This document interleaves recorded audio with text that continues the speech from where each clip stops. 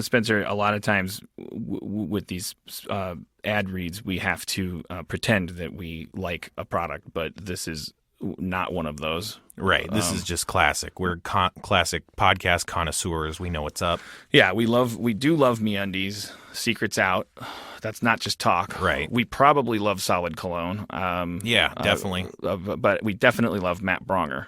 Matt Bronger. He's an old friend of mine. I won't say too old because it's showbiz. So let's stay ageless. But he is a fantastic, wonderful person that I have always adored and that I never spend enough time with and never work with enough. But he is really funny and really kind and really awesome. And he has a podcast called Ding Donger. Oh, you know about it? No, wait. Yeah. No, it's okay. You can know about it. No, I've heard ads for it. It seems like a great It's a weekly podcast with actor and comedian Matt Bronger. You can go for a spin with him as he shares stories, observations, and advice with episodes perfectly curated for half-hour car rides. Does that mean he's driving during the podcast? He better not be, because that's my idea.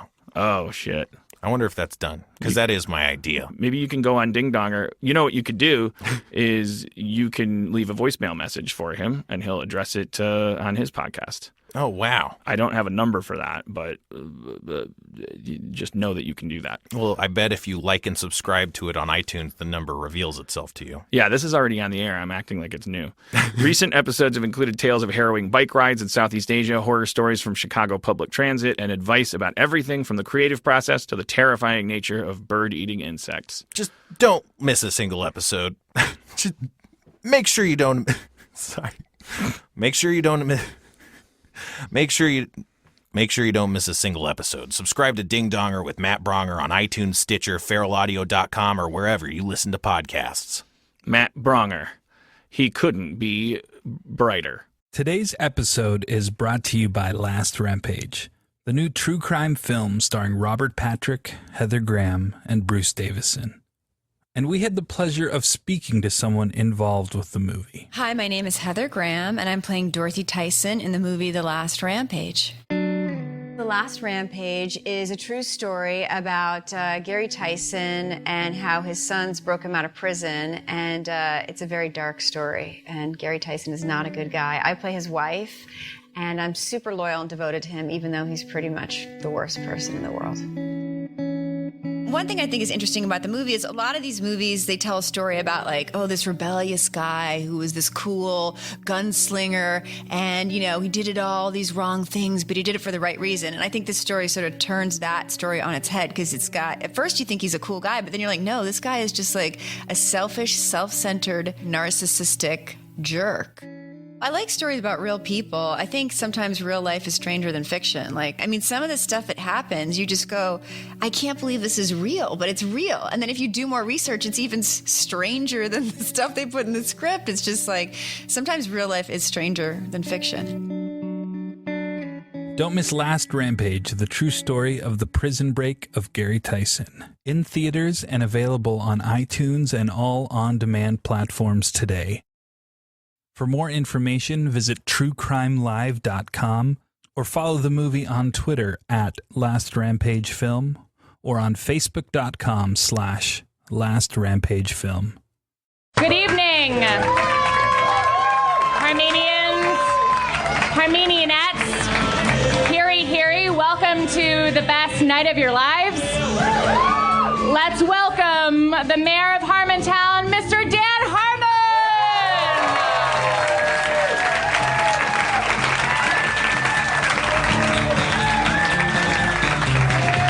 Thank you. Wow, what a crowd. What a crowd. I'd like to welcome and thank our acting comptroller, Erin McGathy. Hello.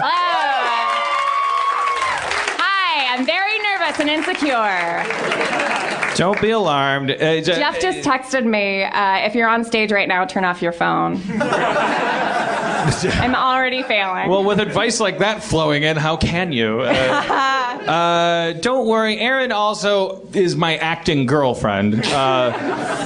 We've talked about it on the drive up here. We're both absolute consummate preparationists. We simply So really... much so that we invented a word. Yes. We actually sat down and said, what will the word be for people who prepare a lot? And we said, let's stutter as we say it. You're right. It was all planned out, every experience. This is the inception of talking. Everything's planned out. If you'll record it and you'll go back over and go, no, the van backed over as they were slaloming.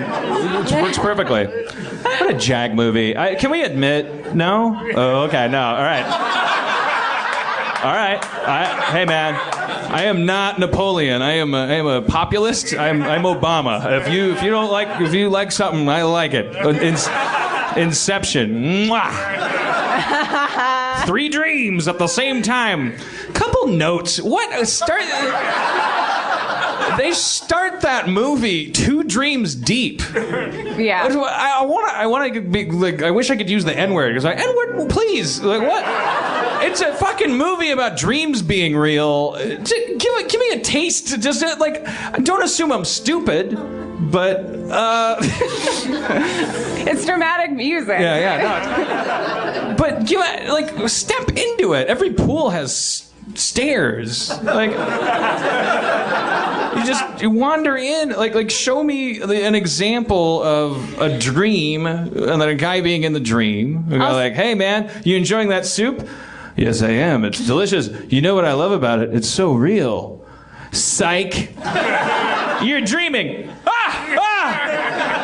I thought that soup was real. So, in conclusion, sir, I think you could use my services.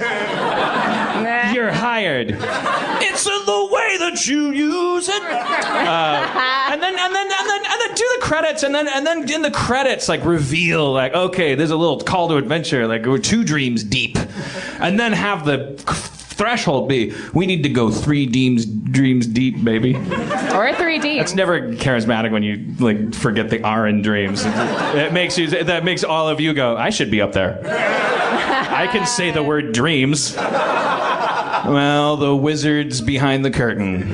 No longer. The emperor's clothes are here. Which is the name of your autobiography. Both of those things. 2 volumes. I got a little sidetracked, and I want to make a promise to you that's not going to happen tonight.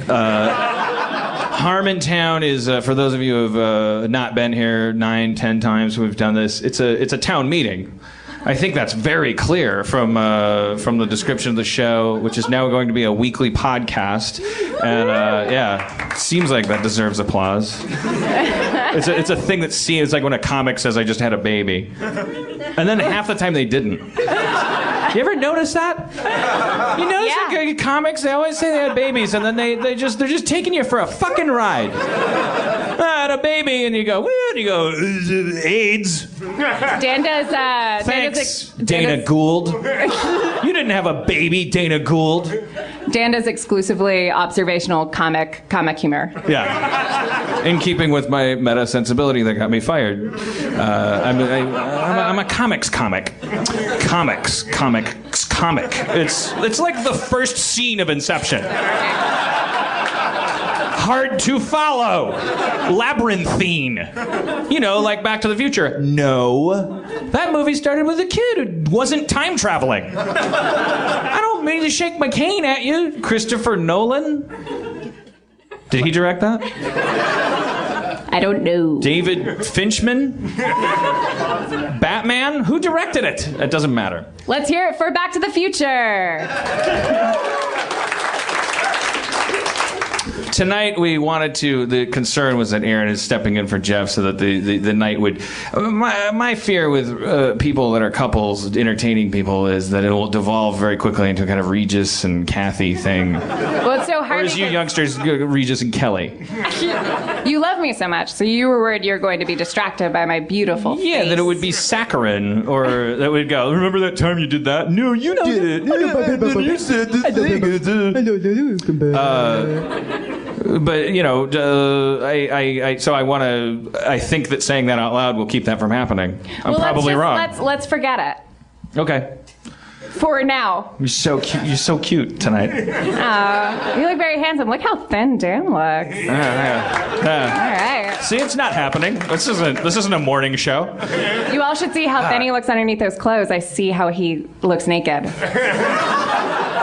Because we're dating and we're so in love. Am I doing this right? Yeah, you gave me a flashback when you to this morning. We were having breakfast, and then breakfast turned into like breakfast 3 p.m. on each other's bits. I'm sorry. We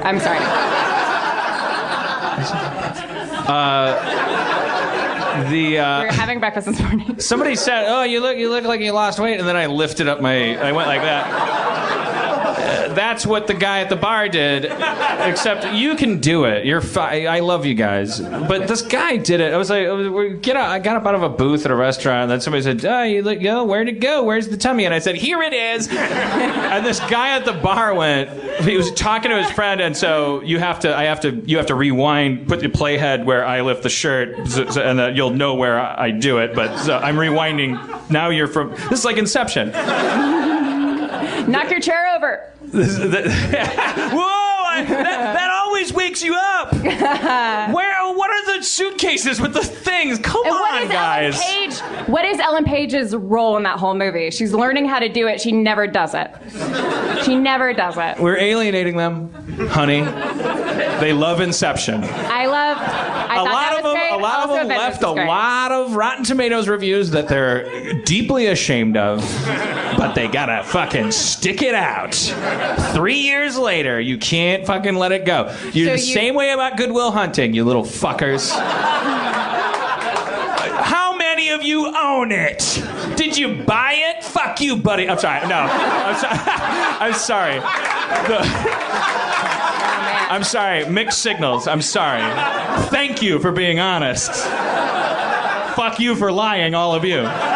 Because none of you own it. Wait. No, you were all honest too. You didn't raise your hands. Thank you all for being honest. Fuck me for not liking Good Will Hunting. It's a great movie. Listen to the name.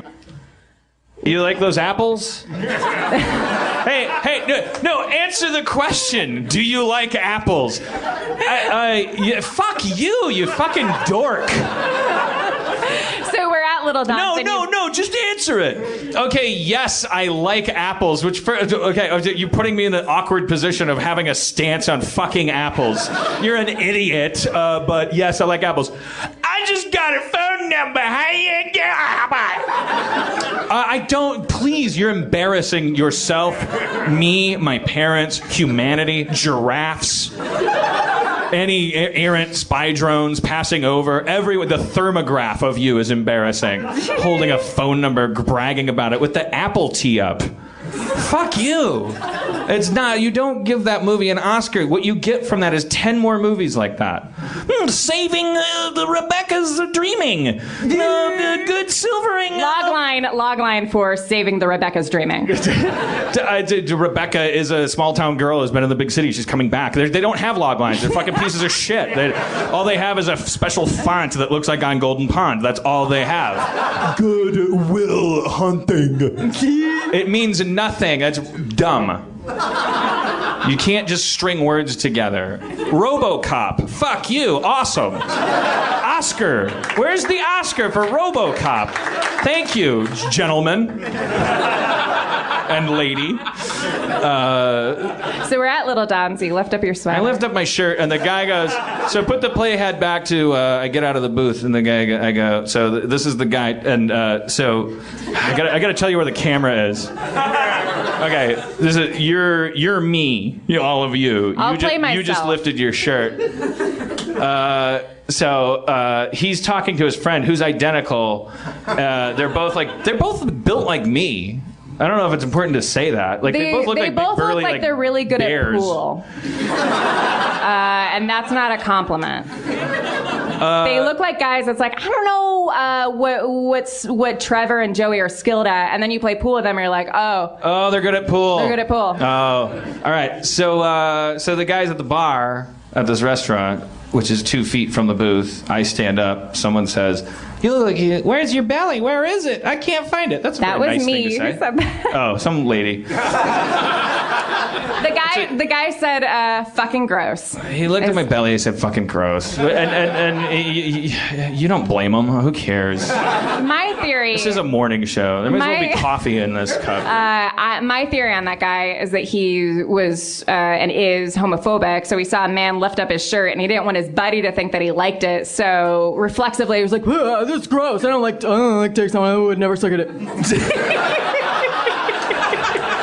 That's a good girlfriend at any rate. The guy called me gross. He just wants to fuck you.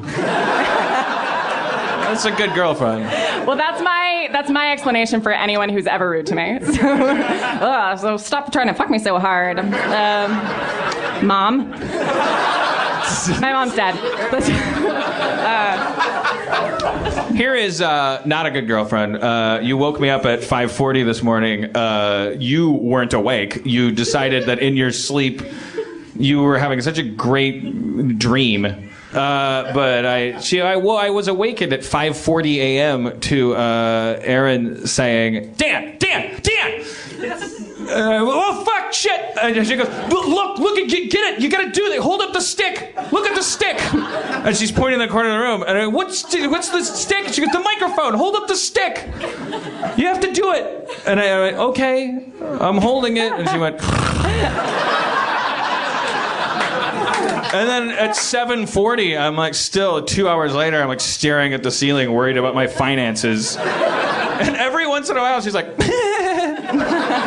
so like the stick dream is amazing. It's got like a comic figure in it. Like Charlie Callis comes out later and as the stick guardian. Raise your hand if you know who Charlie Callis is. There are 6 people raising their hands. Most of them are our friends. Because they've all gotten drunk with Jeff Davis and he's made you watch Charlie Callis on YouTube for 3 hours.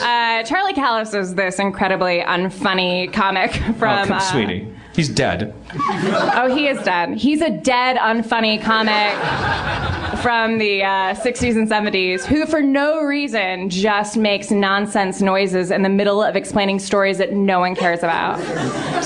Why don't you give us an example? Charlie Callis' impression is impeccable. Can you give a suggestion for an activity that Charlie Callis might talk about? Sure. What's an activity? Pool? All right. So me and my friends, we went to the pool hall, and one of them grabbed a cue off the wall, and I was like, and then he took the pool took the pool ball and put it on the thing, and I was like,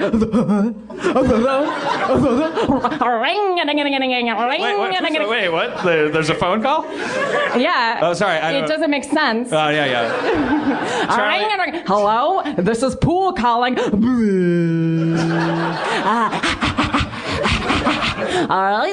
And then we all went home. Thank you. I said thank you before I applaud. Yeah, good job applauding that, because YouTube Charlie Callis is dead, but his wife Rebecca Callis isn't. I'm sorry, honey. Come on up here. My husband and she comes out and she's just fucking crying, and she just blows her brains everywhere. But as she's blowing her brains, she says like, "I'm gonna kill. I'm gonna kill. I'm gonna kill him. It'll be so funny when you Google it." So Aaron and I have a perfect relationship, which is why, and also Aaron has a podcast about relationships, because, you know. Do you remember the name of it? It's This Feels Terrible. All right. I just wanted you to say it. Right. Oh, I'm sorry. Did someone boo? No, well, they're booing your awkward approach to integrated marketing. Right. They're not booing your podcast. They're booing, like, if Calgon came in and said, "That sounds like a clean situation." Then they'd go, boo. Thank you, Calgon, for sponsoring Harmontown. Fuck you for shoehorning it. Sure. Should we talk about... Oh, yeah, I know. I'm sorry. You're saying we have a perfect relationship. Right. That's the facade. So this is like Sherman's March, or... I never saw it. It's like Inception. You think it's a dream, and then the perfect relationship is going to turn out to not be perfect. Like Inception. Like the guy eating the soup is going to turn out to... fucking that movie. Really? You guys are going to just stick to it. You just love it. You're just gonna die for it. Like if I come at Inception with a Bowie knife, you're gonna just fucking like me, the creator of Community. That doesn't give you pause. There's no loyalty. There's no Darth Vader, Luke Skywalker moment where I'm like, Father, please, your Emperor is killing me. You won't pick up Inception and dump it into a fucking laser pit for me. Then you're Ewoks. That's what you are. You'll sing and dance. You don't care if fucking your moon of Endor is taken over by the Empire or not. I got no use for you. Just don't cook C-3PO. I haven't seen that movie in a while. I think they were going to cook C-3PO. In soup? I don't know. He sat up and they're like, oh, he's a god. That movie fucking bite a dick, too. Fucking Ewoks. Everybody does it. You guys are almost too young. It's gotten to the point, like, when I came out to LA, it was like, if I mentioned Star Wars, oh my God, no. Now you're all, and this is what I love about you. You're beyond it, like racism. You don't give a shit anymore. You don't wear watches. You don't have landlines. You don't give a fuck about George Lucas, and the idea that black people can't swim is boring. You don't. It's not funny. It's not shocking. It's not. You're like, who cares? Again with the black people. Fuck you. I'm a quarter Apache, and fuck, I got a Chinese guy growing out on the top of my head. I'm half hologram. I don't. Even if I'm thoroughbred Eskimo, I still don't give a shit about your dumb racial humor. What are you, Don Rickles? Fuck you. And those are the things that I love about you. But you guys should know, since you're so young and so beyond it, that Return of the Jedi movie, those Ewoks were supposed to be Chewbacca's. All right, that's it. That's all I'm going to say about it. Wait, were they Can you really? imagine a planet of Chewbacca's? I know they're called Wookiees. I guess I'll research this on my own time. I didn't realize that before. Yeah, how badass would that have been? Wait, They were you supposed to- mean it was originally they were little Chewbaccas? I thought you meant that. Okay. They were going to be Wookiees. Someone's muttering something. I've incited a nerd rage. It's valuable. It's valuable. Who's muttering? Who's muttering? Over here. It's okay. What are you saying? It would have been like the holiday special. Oh, like what? The Ewok? You think the Ewoks would have saved the holiday special? You think that would have been? No. I just wanted to get you mad. All right. I'll buy you a drink afterwards. He just wants to have sex with you. It's just. Thank you, baby. Thank You're you. welcome. Rhetoric Coffee is a subscription service delivering the best coffee you've ever tasted. That's not hyperbole. Rhetoric Coffee commissions original art directly from comic book artists and then hand screen prints them on each bag. Each one you receive has a special life and is a unique organic work of art. Feel good about drinking ethical coffee for once in your life, you horrible monster. Rhetoric goes above and beyond fair trade, not just for their coffee, but in how they pay the artists. The relationship with their artists allows the artist to continue making prints of their original work while allowing them full use for Rhetoric's projects. Everybody wins. Except Afghanistan. Each roast is completely unique. You won't taste these complex flavors anywhere else. Their commitment to quality is top-notch. They are drinking what they are selling. Now, people at Rhetoric will tell you that their coffee is not conflict coffee. I'm not totally certain, but they keep protesting that it's not, which makes me wonder whether or not all of their coffee is conflict.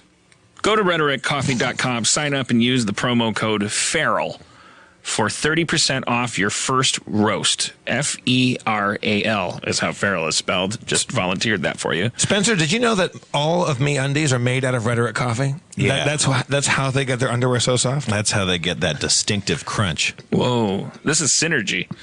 That's Rhetoric, R-H-E-T-O-R-I-C, you post-Trump millennial illiterate. Rhetoric is spelled with an H, like rhesus monkey. Oh, yeah, that clarified it for you, because you're so fucking smart, dipshit.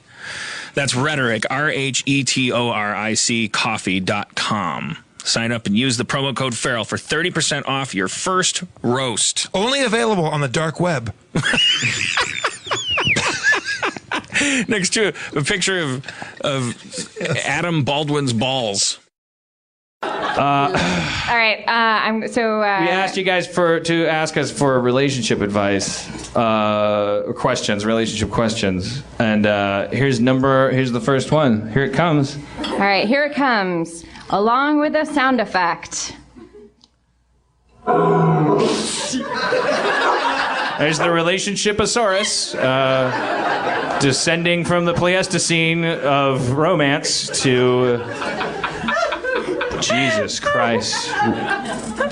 I'm sorry. No, wait. No, it's time for a question. All right.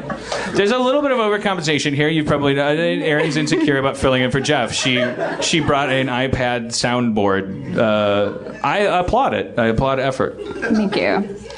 That's why I love Inception. Because it tries too hard. And if you guys don't like this, then you're hypocrites.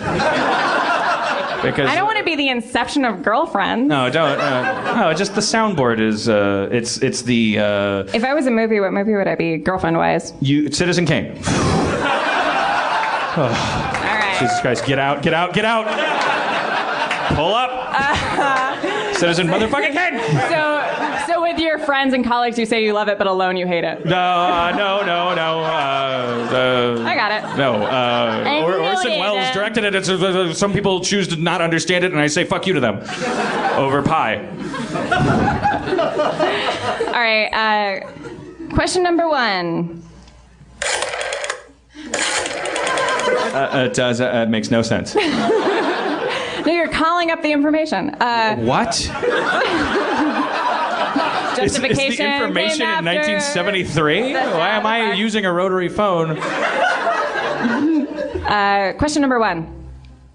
What is the God damn it.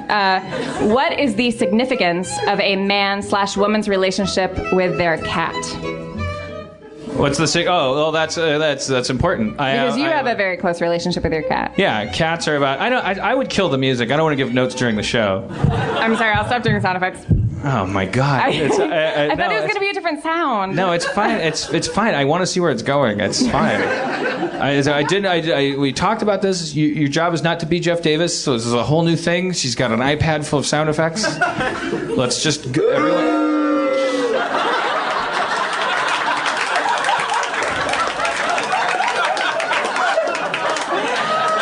It's fine. He's trying to explain something to me.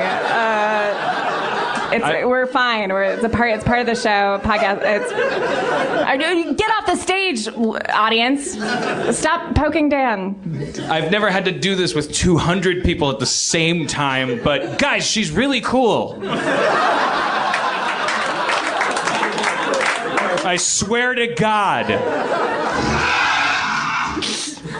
That was the last one. Dogs require discipline on behalf of humans. I think that, and I don't want to use bad words like arrogance and ego, confidence would be a better word. You have to have your shit together to have a dog.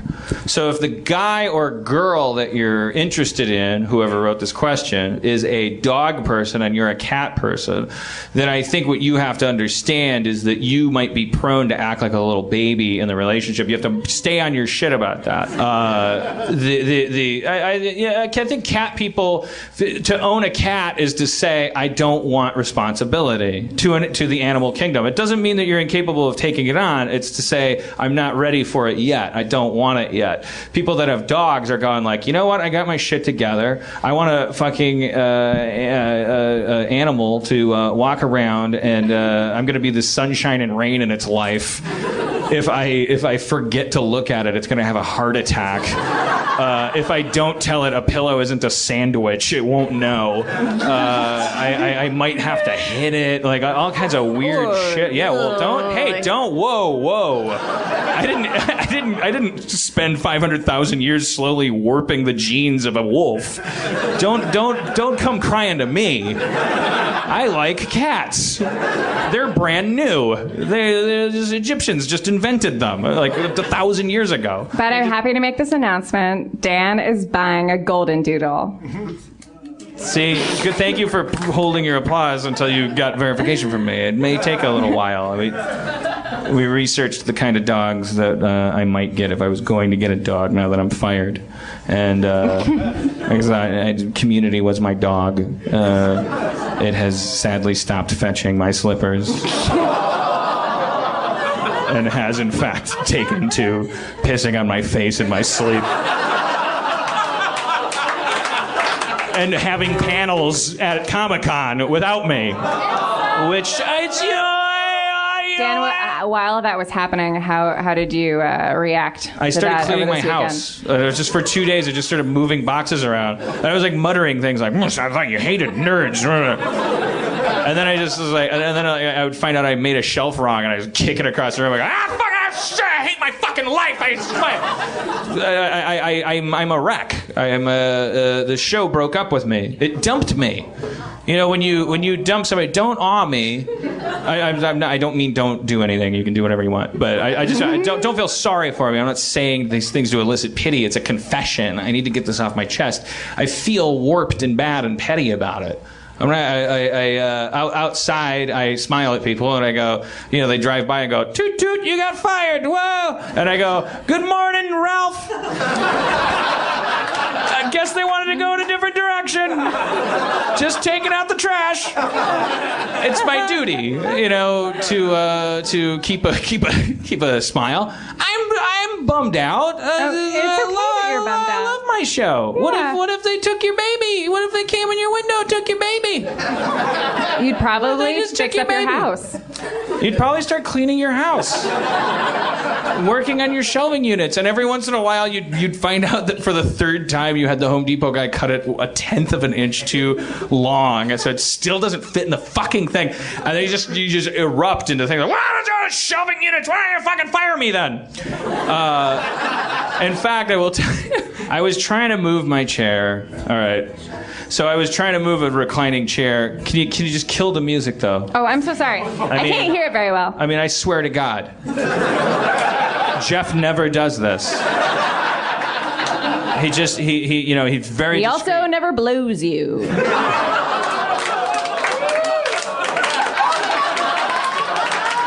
On the weekends. Do I tell her?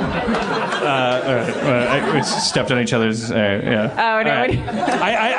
I had a dream. The weird thing about the 5:40 wake up is I was in the middle of a very intense anxiety dream, but in the dream, Aaron and Jeff and I were on mushrooms. I haven't told Jeff this yet; he's out of town.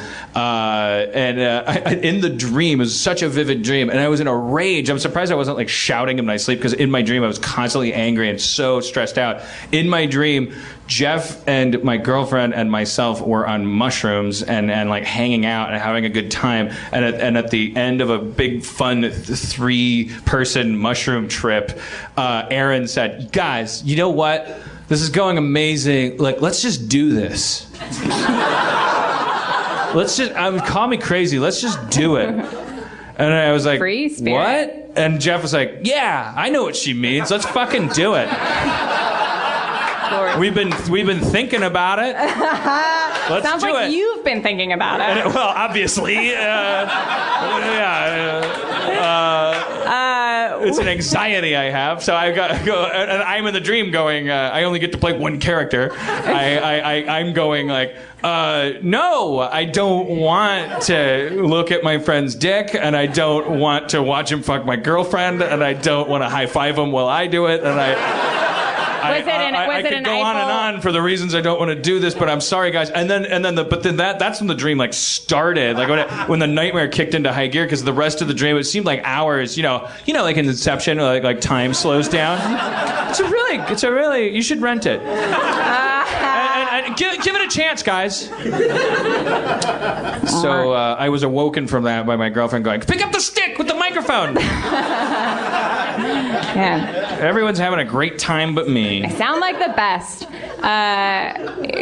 Really quick, when I saw Inception in the theater, I saw it with a couple of friends. You were 12. My mom had to take me off of her breast, and she showed me to the.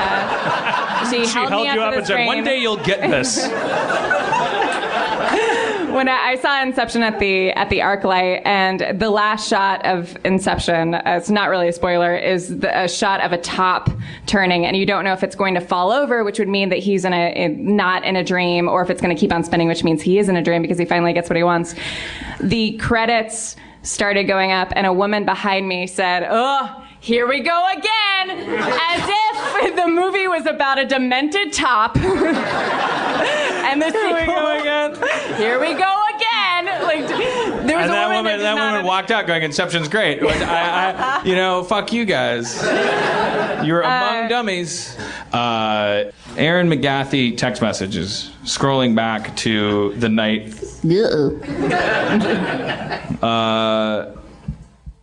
I was trying to move a chair through a doorway that was too narrow for the chair. Welcome to the most entertaining story of your life. Also, there were buttons nearby.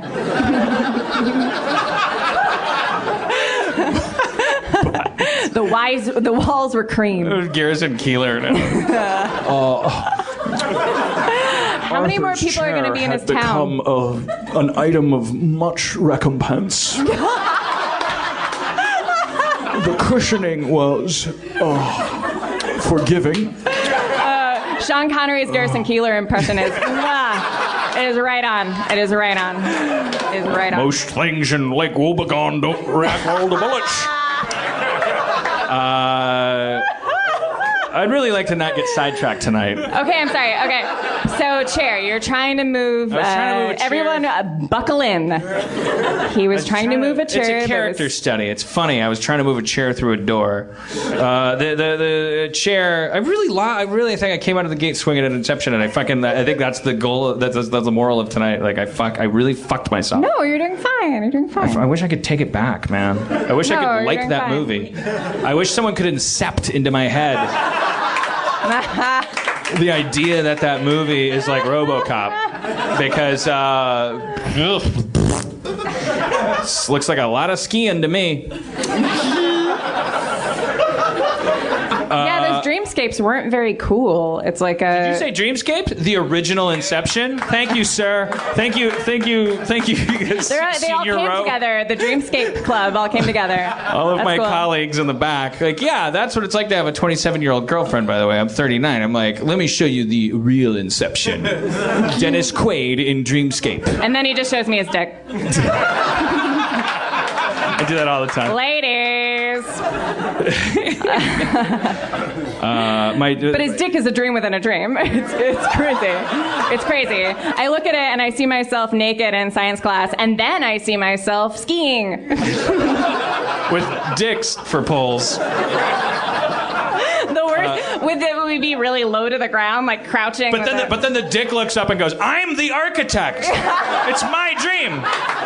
That's why the balls have different hair on them." And then Ellen Page says, "I have no reason to be here. There's no reason for me to be here." I was in Juno. That's it. And then Joseph Gordon-Levitt says, "I thought I was in a better movie than this. I did pretty good in this movie." I'm gonna abuse this over validation. And then Leonardo DiCaprio said, "I love yachts."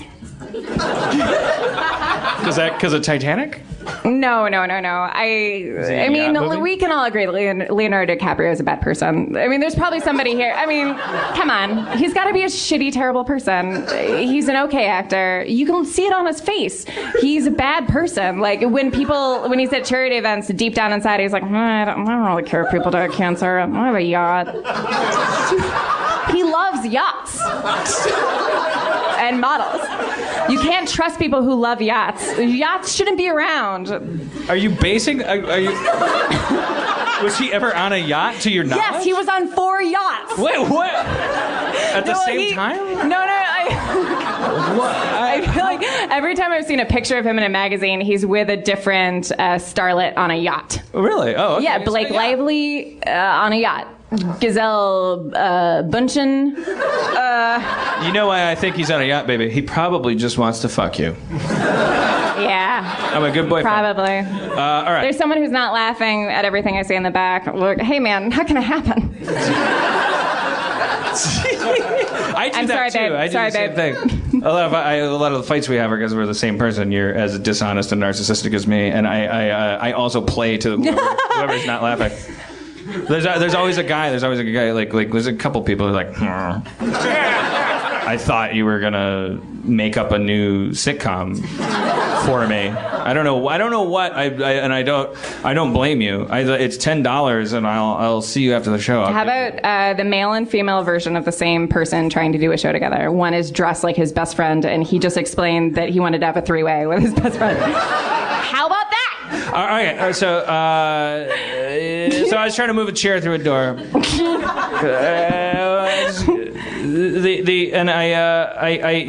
I took off my shirt because I was sweating, and I'm shedding a few, but I still look ridiculous with my shirt off.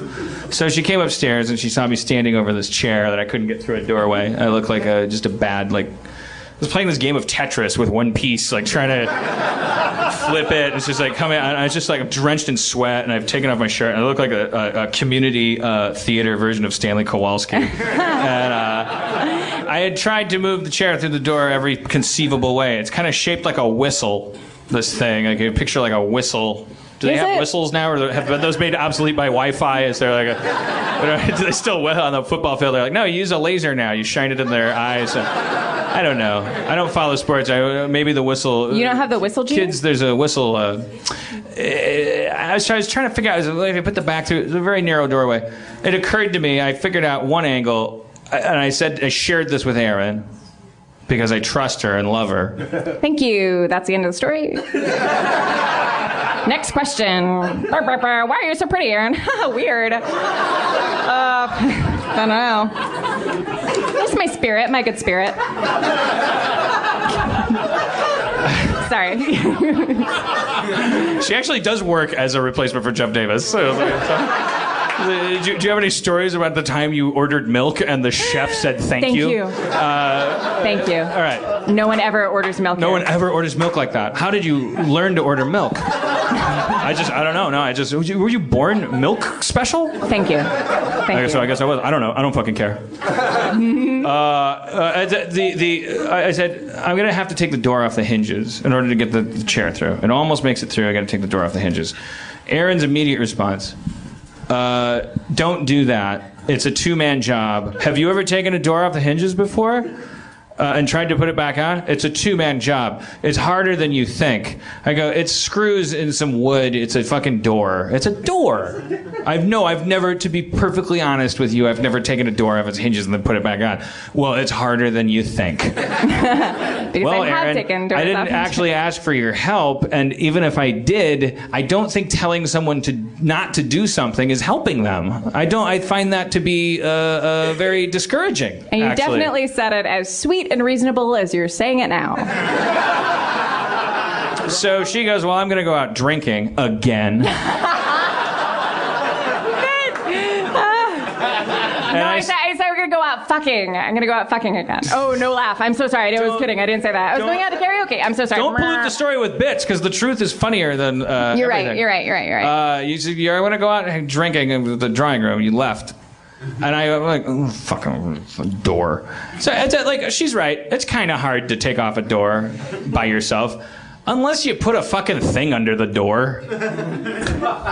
It's like cartoon logic. It's like, why is it hard? Oh, because the door, if you take it, unscrew, it'll start to fall off the hinges. Oh no, what am I gonna do? What am I, a fucking fox? Am I a beaver? No, I'm a primate. I think I'll go get a thing that's as high as the door comes off the ground, put it under the door so that when it comes off the hinges, it's resting on that.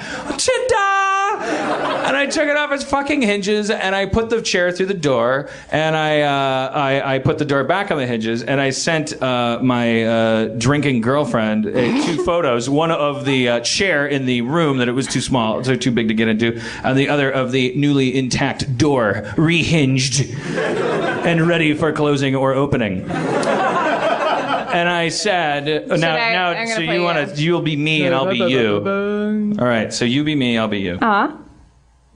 It was probably a two-man job, but you probably forgot I have the power of 10 men.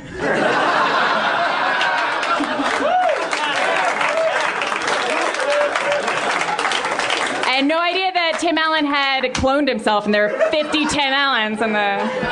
Well, you... All right, let's just read it, and then we'll talk about it. Yeah. Aaron. It probably was a two-man job, but you probably forgot I have the power of 10 men.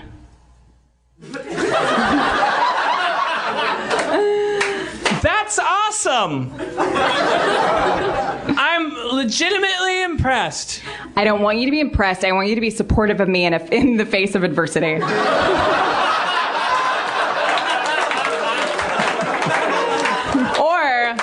Or I guess you could fire me and tell everyone that I did it unofficially.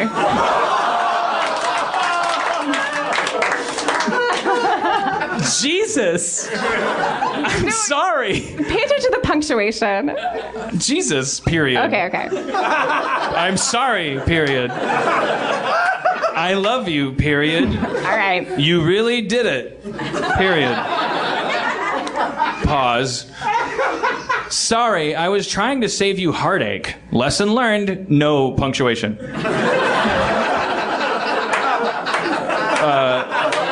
And no response for a while. 20 minutes later. Are you mad at me? No. Okay. It's not that crowded here if you want a drink! Exclamation point. Just me and Kimber. No thanks. Very tired. Okay, period. You sure you're not upset? Question mark? I don't have enough energy to be upset, but I can't take away the same shame you feel for not believing in my door powers.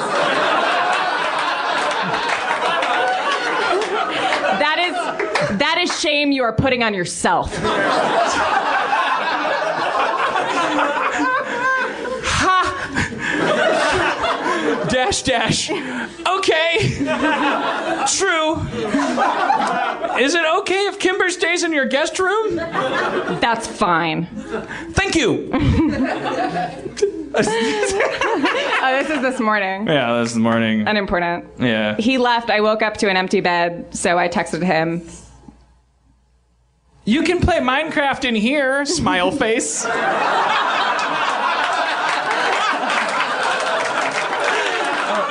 Oh, does nobody need to hold up the stick anymore? Because that's why I was downstairs at fucking 5:40 in the morning. Hold up the stick. Oh, fucking three-way loving dream bitch. I'm gonna go play a video game where my efforts are rewarded in a linear fashion. That's the name of my 70s metal band, Three-Way Lovin' Dream Bitch. And then She's a three-way loving dream bitch. She likes Abercrombie and Fitch Shagana. Speaking of which, I'm wearing this sweater to honor the fact that the air conditioning is working in this room. I'm sure you guys are. It used to get sweltering hot in here. The fact that I can wear a sweater up here is amazing, and we owe that to. I believe we owe that to. Well, we owe that to everybody at Meltdown Comics. They don't have to. This place is always packed. They could tell you to go fuck yourselves as a customer. They have your money. They have your devotion. But they choose to adjust the climate at the expense of thousands of dollars to them. They want you to be happy as well as lucrative. Let's hear it. And the good people at True Value. Yes. True Value. Did someone say True Value? we make hardware stores, not slogans. True Value. All right. And butter. I have some more. Thicker than milk. And twice as yellow. Better than pea since 1940. Butter. Just do the question. Break it up. Because there's people in the back who's like the charisma zone is here. Like these people get splashed. It's like a SeaWorld show. So they feel the brine and the shrimp on their faces. They're like, I fucking love whales. Like, can I get a whale hat on my way out? I love whales. Then it's not until halfway the drive home. They're like, what the fuck was that? Bunch of whales. The people as you go further back, there's people in the back that are like, what the fuck's going on? This guy just talking to his girlfriend about fucking whether his ass is fat and. Fuck these people. I'd fire him too. You don't have to keep. I guess I do that to get that reaction.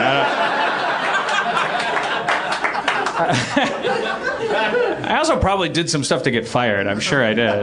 Like I never, ever did anything they wanted me to do. Like they always were going. Hey, you should have Martin Short on the show. You get to be like the Three Amigos with Chevy Chase. Okay. I'm on it. Shh. So how's the video game episode coming? They didn't like me. I didn't listen to them. I'm not a hero for doing that. That's childish. If you ever have a television show, you should clean your plate. Do your show. Do it the way that they want you to do it. Otherwise, you won't get to make a television show anymore. You just be hanging out. if you like television so much, do it right. All right. But my relationship is perfect. I'm not here to give TV show advice. Wait, are you raising your hand, sir? This is important. You just reminded me. I had heard at one point the video game episode was the was that ever the case? Wait, what? The video game episode was what? Video game ever the finale of last season? No. It has. He asked, was the video game episode ever the finale? People, the big fans are like the production codes of the episodes, like the numbers 320, 321, 322. Sometimes we shuffle episodes, and those are a tip off. We do that. And because we do make, and it is a disservice to the continuity of the show. Sometimes we go like, well, 313 is a happier episode. We're coming back from a break or whatever. We'll like shuffle it a little bit. And I always tell people when we do that. And then on the DVD, I have no control over it now, but they're supposed to correct that on the DVD. In the cases of things like that, the production codes of the episodes, like with the Christmas episode that was stop animated and that video game episode, we tend to just give it the latest production code number because. I'm not necessarily sure. It has something to do with just giving it because it's like that's a post-productive intensive episode. We're going to get to that. That'll be the last one that we finish producing. Let's just call it 322, for instance. And then the other one. So it was never. There was never. I would never do a finale like with just them playing video games. I would do it with a guy going in a cardboard box and turning into a flash of light. Because I'm a genius. Anyway, so very odd of you to just blurt out that question, but there was no problem with it. That's fine. Okay. It didn't turn into a rape or anything. It's alarming to people when someone does that because it's possible then that you could just start raping people and no one would be able to do anything about it. So the whole feeling of social order kind of collapses. There's 200 people. If you all just charged me, you could kill me. Right. If you all just started talking or eating peanuts, even if you all ate peanuts in unison, that would be like a form of absolute. It would overpower me, and I would. You wouldn't be able to hear me. Also, when you have all the power. So, like with apartheid, like I need you to not know that. I need to delay that realization that you guys are in charge. Hi, I'm Jeff B. Davis from Harmontown, sitting here with Spencer Crittenden. Hey guys, we're here to talk to you about Rhetoric Coffee. Are you guys coffee drinkers? Are you junkies? Do you get up in the morning and you're just no good until you have that cup of coffee? Or do you just like to sweat a lot and get the shits? Yeah, no, that second one is definitely me. I like to sweat a lot and get the shits. Does that apply to this ad at all? Strangely, yes. We're talking about Rhetoric Coffee. Rhetoric Coffee doesn't just give you unwanted diarrhea. It's the best subscription service coffee you'll ever taste in your life. Rhetoric commissions original art directly from comic book artists and then hand screen prints them on each bag. Each one you receive has a special life and is a unique organic work of art. We got this bag right here. They gave us bags of coffee. I'm looking. This is me crinkling a bag of Rhetoric coffee. Look, I'm opening it right now. Oh my God! It smells like heaven. It smells like being like a angsty teen.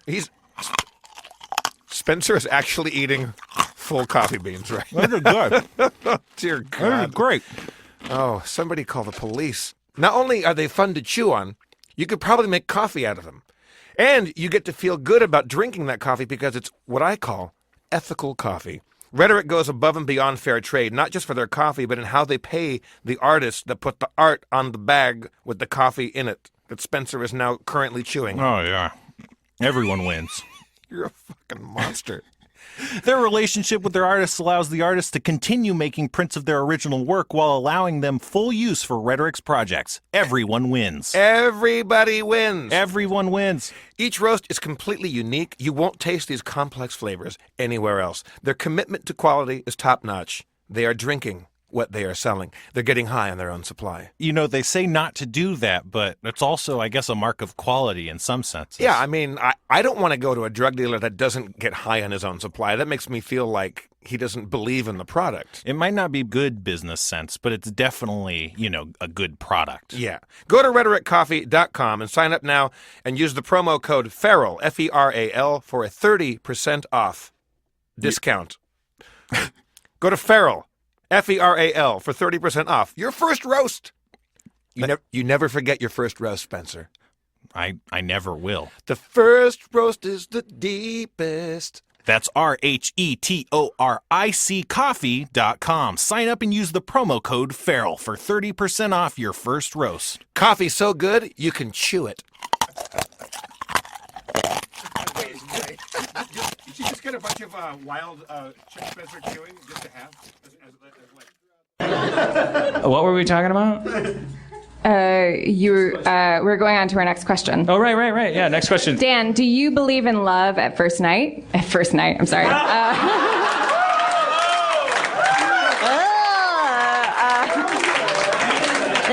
Freudian slip. At first sight.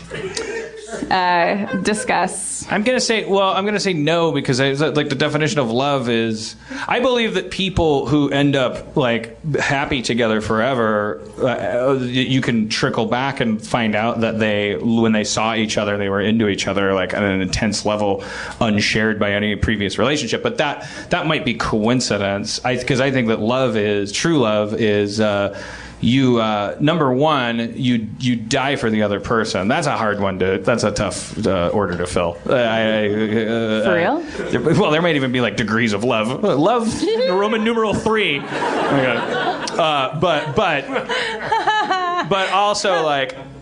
You have to be when you love somebody, you have to be willing to endure their bullshit. That high fidelity monologue about you're not allowed to compare the women that you see on the street to the ratty panties that are hanging over your shower curtain. I'm paraphrasing. A better writer than me, but that monologue. I'm making a curtain. The person that you're with every day, as you say when you eventually marry them, that's the for better or for worse thing. You're taking a vow not because you want to like what it turns into in Western society is we just like hold hands and go like, all right, now promise for real, except unless we get a divorce. Okay, go. It's really supposed to be like, no, because you're gonna be shitty sometimes. Like I'm not gonna, I'm gonna average things out now. I'm not gonna base it on whether or not every date goes perfectly. We're not even gonna date anymore. We're gonna have breakfast together, and it's like you're gonna be in a bad mood. I'm gonna be in a bad mood, and I'm gonna want to hit you with an iron. Jesus. We'll talk later about it. I wish you would iron more. I hate that I have to do all the ironing. And that you stand there and watch me with your head in a head holder. And I love my head holder. It's perfect for nothing. It doesn't exist. Can you draw out the reading of the next question so I can get a drink? Yeah, I'm covered in questions. Here we go. Let's see, Bagathi, can you make this work? Here it goes. It's coming out, and there it is. All right.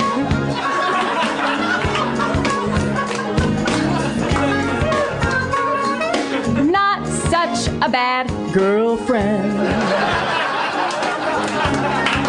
Ooh. She has her moments.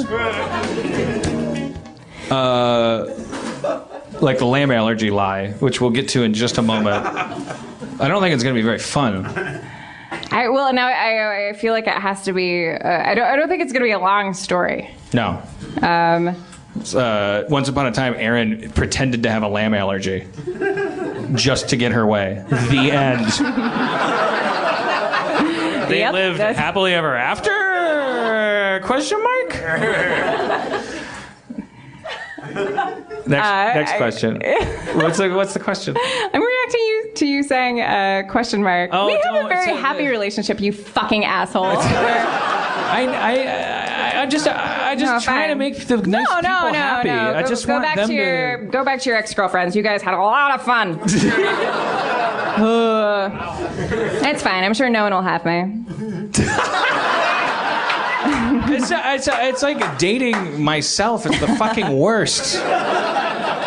And the best.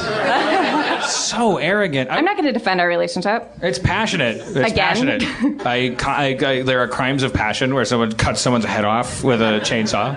It's a crime of passion. I'm passionately in love with you. I may decapitate you at some point. I mean, Dan, I want to say in front of everybody, Dan, you're my best friend. I love Tron. And I love attention from strangers, gentlemen. Don't do that. Don't put your shingle out. Because at Harmontown... This is apropos of this line of conversation. I've been with my boyfriend for 8 years. I love him, but we fight all the time. What should I do? Wait, is that for real? Oh, okay. Marry him. You've been with him for 8 years. If you're asking that question, you're looking for someone to like fire a gun at the starting line. That's you getting out of a relationship. You don't ask that question if you. Not necessarily, because if you fight all the time, like, a lot of the times, like people. Like, but why would you ask that question if you weren't? Because other people are constantly going. You guys fight all the time. Like if you and I were on a desert island, I wouldn't know that I fought with you all the time. Right. I'm just interacting with you the way a mommy does a daddy. The way I understand it. And then my sane friends go, Jesus Christ, you guys hate each other. Like, does the person that wrote that down want to retain their anonymity, or can you answer a couple questions by shouting out? Yeah, just simple. There are 20 guys in the audience that are about to throw up. Okay. If you want to come up. If you're okay with that. Come on down. This would be a good time for a sound cue. Here it comes. Here's the sound cue. Hear it. Sorry, you can take the.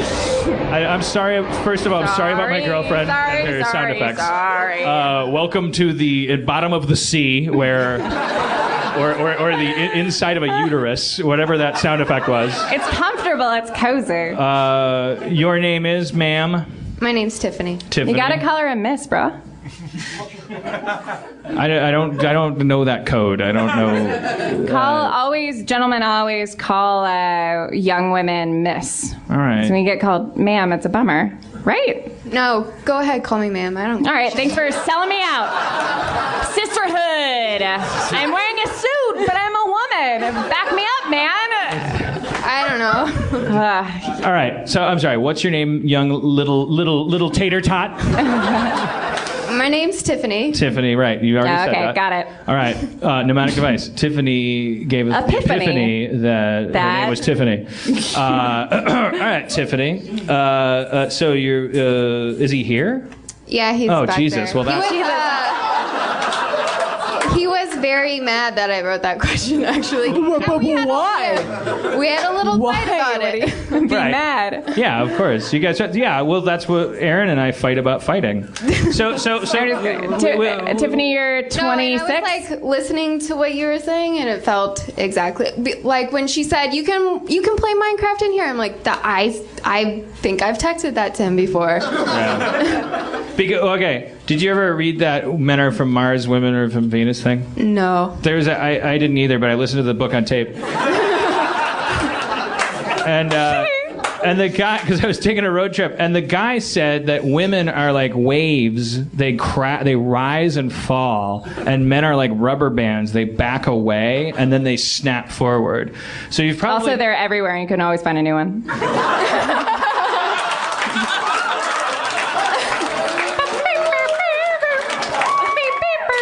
I love you so much. I'm so sorry. I'm just happy as a podcast producer because there's an edit point. We can pretend the show ended there. I'm in the middle of an interview. Tiffany, how old were you how old were you guys when you first started dating?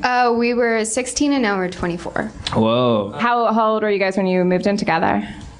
In 19. Okay, in 1919. No, no, I got it. I'm sorry. That was me being... I was trying to think of it. No, you got 19 it. years old. You're great. I would like to be your friend. We change, I would say no matter what happens, we all change so much from 16 to 24. We turn into different people. We become different people. So no matter what happened, there are no heroes or villains. As Dan told me once, there's no good or bad in love. There's just honest and dishonest. So let's get him up here. Can we do that? He doesn't want to come up here? I'm so sorry. Is he willing to come up, or is he... No, don't okay, no, then don't make him. That's no. So it's I mean, come up if you want to come up. Don't have me telling you to do things I don't care. Men are like we get invites to your imaginary wedding. rubber bands. Men pull back when they feel like there's a risk of them being emasculated or confined, constricted. Men have this like tendency, according to this book. I'll trust this guy. He sounds like he's eating a ton of pussy. If you ever heard his voice on tape, he just sounds the most masculine guy in the world. But he says something that kind of resonated with me. It's like, yeah, women go up and down. What's the most frequent conversation? What's the most frequent ending to every argument that men and women have? I didn't want, with a woman saying, I didn't want you to do anything about it. I just wanted you to like support me. And the man going, I don't understand what the fuck you're talking about. Wasn't that you with the door to her? Yeah, well, that's look. All right. Back on Team Women. We welcome you back on behalf of all the ladies. I told her, marry him. You've been together 8 years. That was before the 16 thing. That you adjust for inflation there. 16 to 20 doesn't count, but that doesn't mean that your relationship doesn't count. That's still a 4-year relationship. I'm not good at math. I have never gone more than 3 years, and at the end of 3 years, like a relationship to last a certain length, like I'm a behaviorist, not a. I think that if people are together, then it says that they want to be together, and if in that relationship they're fighting, then it says that both of them are kind of like committing to this like opera where you fight, and that's the definition of relationship.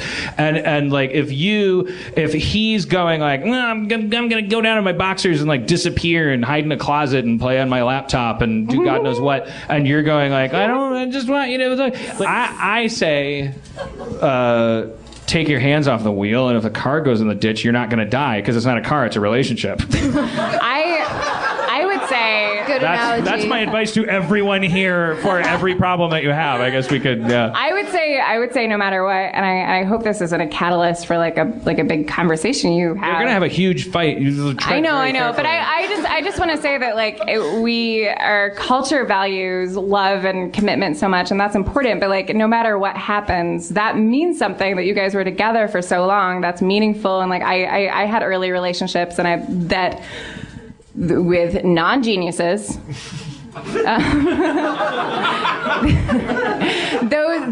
Those relationships that you have are important, and if something was to happen and you guys were to go on different paths, it doesn't negate what you had already, and you can still love each other even if you want different things. I mean, you may call him from time to time, just ask him if he wants to fuck you at the drawing room. She's trying to break up with him, like, right in front of him. This is why women drive me nuts. We're done. I'm siding with the guy because he's a guy? I hate myself. No, it's fine. There's no side. Tiffany, I will say you are in for a world of shit when you go back to your seat. Yeah, I think so. Best All right, of luck. well, thank Tiffany for ruining her relationship for us, for our paltry. Ooh, this is a good question. We didn't commit any crimes just now that numerous reality shows don't commit. Like there was that reality show that basically murdered Corey Haim just for like, I don't think so. Hilarious if you were on drugs in the house. Want more drugs? And he's dead, and they're like, well, I guess that show's canceled. No, I don't want anyone to break up. I want people to not feel guilty for their paths changing or to not value their previous relationships. Right, but her question wasn't, and I don't want to fight with you, but her question wasn't, what do I do about the fact that our paths But there's a reason changed? why you ask a question. Like if I put in like, well, I fucking hate you so much. I just will have it out in the car.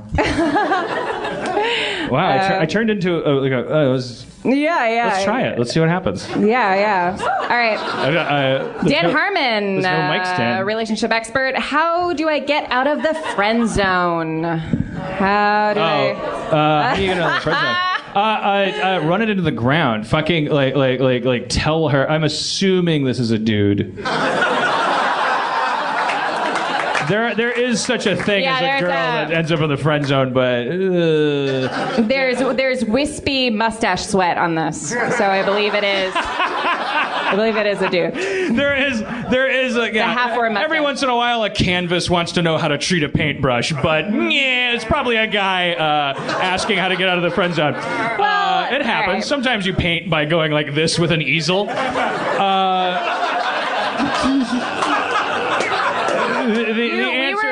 We were in the friend zone. You already know the answer to that question. You tell her how you feel because she will run like you're a fucking atom bomb. Like you and be honest with yourself about whether you can stand hanging out with her when sex is off the table. The friend zone thing is like a sticking point with me because I had the issue with you. Mm-hmm. Oh, that's what you said. You and I were I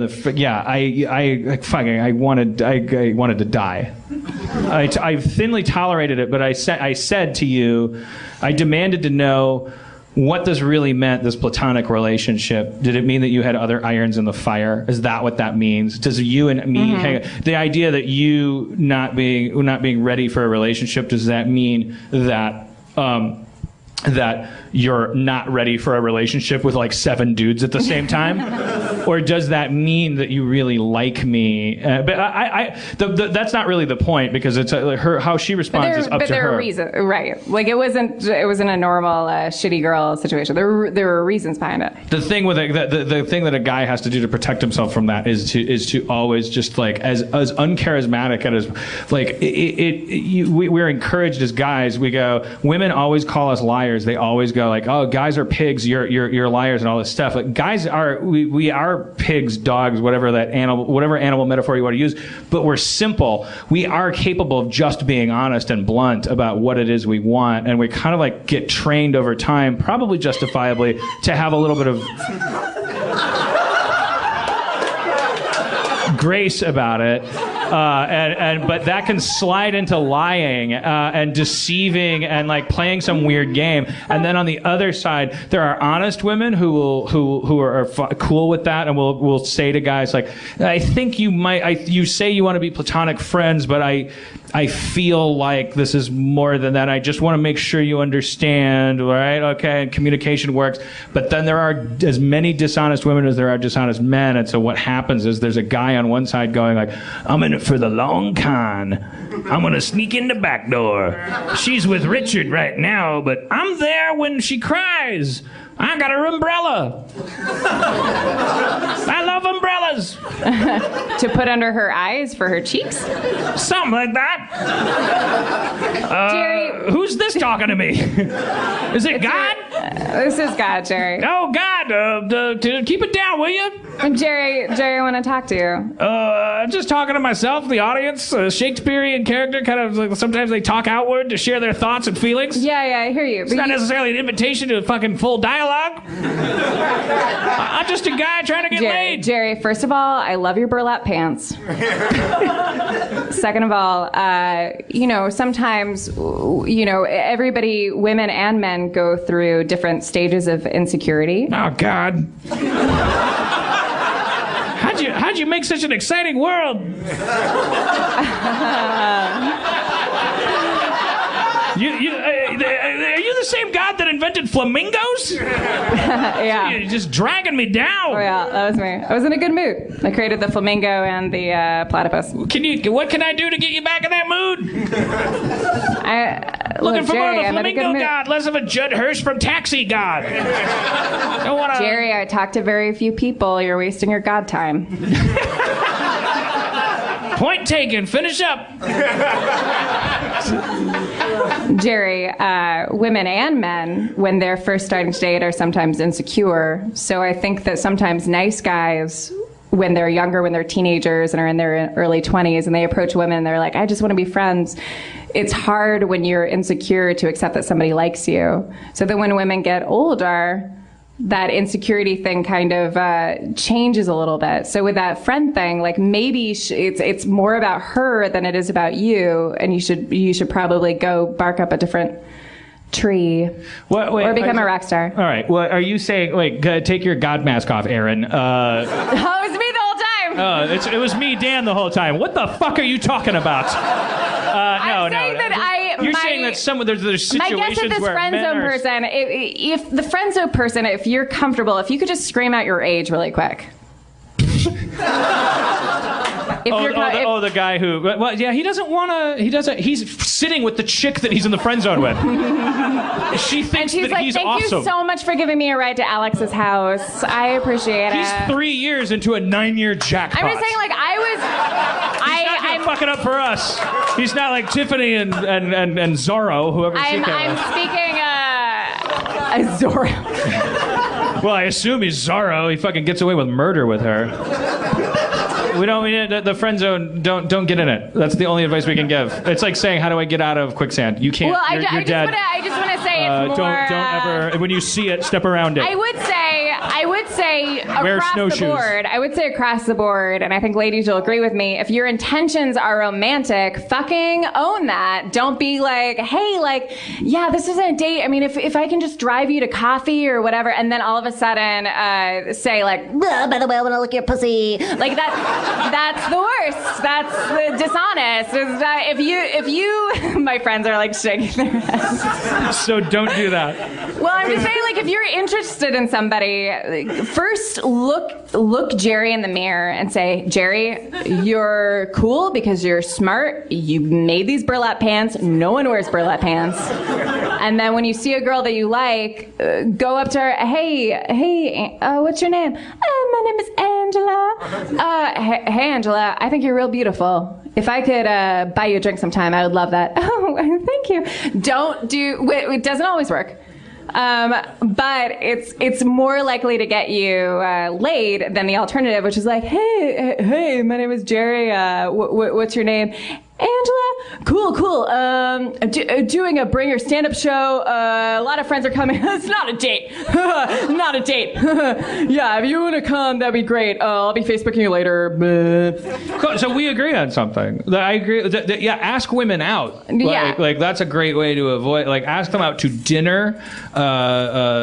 Say let's watch Breaking Bad together. I don't like. Tell them basically I'm interested in you. That's where. Well, and that's what you did.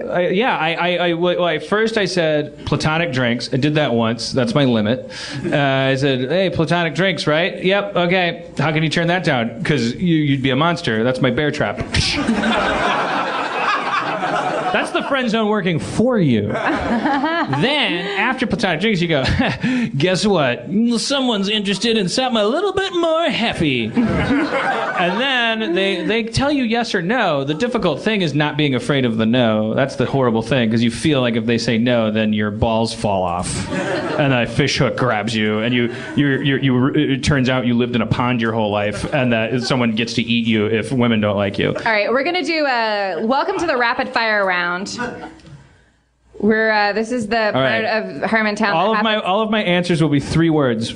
Okay. Okay, should I put on music? No.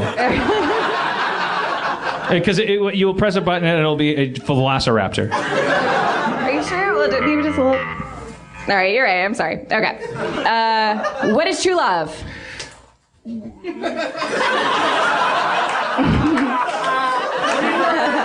You don't have to limit yourself. I'll have my hand up. Dying for another. All right. How do I know it? How do I know it's love? You died, sir. My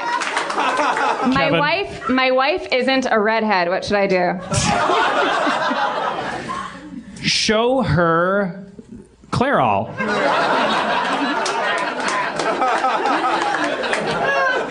All right. What's too gross of an age difference when the lady's older? I, lady in parentheses, am 31. 7. Wait. But awesome. I don't know if it had to be a minimum of 3. I said max. What are your views on masturbation in parentheses of the sexual and artistic kind, and then an asterisk, and its effect on romantic relationships? I do it constantly. Thank you, everybody. This has been Harmontown. Thank you for Dan Harmon. If you guys want to talk to me, I'll be. Oh shit! I want to thank people. You're playing the thing. Here we go. Let's play it. I want to thank some people that are involved in the show now that we're actually podcasting it. Motherfucker. Also, if you want to, I'll take a little break, but I'll be hovering around here if you want to talk to me. I don't want to be presumptuous about that. I don't pretend that anyone wants to talk to me. Guys, it really means a lot to him, so please come up and talk to him. I want to thank you for coming to a Harmontown town meeting. We'll do another one next week now that we're weekly, but I want to thank Katie Levine for doing the audio recording here on site. Zach McKeever for doing all things technical, making sure we don't pop and whistle and everything, audio related. Emily Gordon, who I don't think is here, but she's the producer of the live show. It was her idea to do this in the first place. Danielle Kramer, the program director, and Mo Fathobob. God damn it, Mo. Did I get that right? Fathobob? It's Egyptian. Mo Fathobob is the on-site director, and Danielle Kramer is the program director. Dustin Marshall's our podcast producer. He's in charge of making sure we get on the air for you. And I also am going to give a very special thanks to Jenny Fine, who made our Harmontown winning logo for the Harmontown podcast. Thank you, Jenny. Thank you so much. Dustin Marshall. I thank Dustin Marshall. All right. I'm going to fucking break up with you as soon as the show's over. Thank you for coming. No one's amused by that anger. It's always been funny to me. I'm from Wisconsin. Thank you so much. I love you, Dan. Dan, I love you. I love you too. Thank you for coming to our Valentine's edition of Harmontown. I'll see you next week.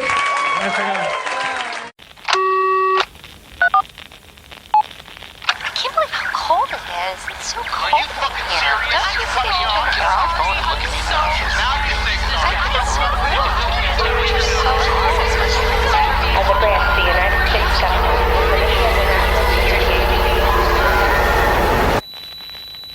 As a branch of the United States government, it is the mission of the National Security Agency to assess and flag citizens of the country who may present a threat to its security. The NSA has clearance to wiretap by any means necessary.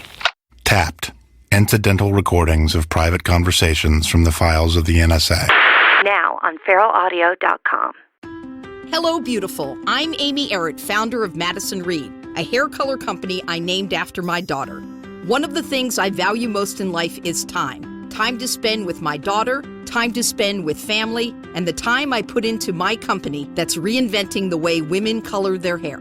The busiest, most successful women I know use Madison Reed, the amazing hair color hack.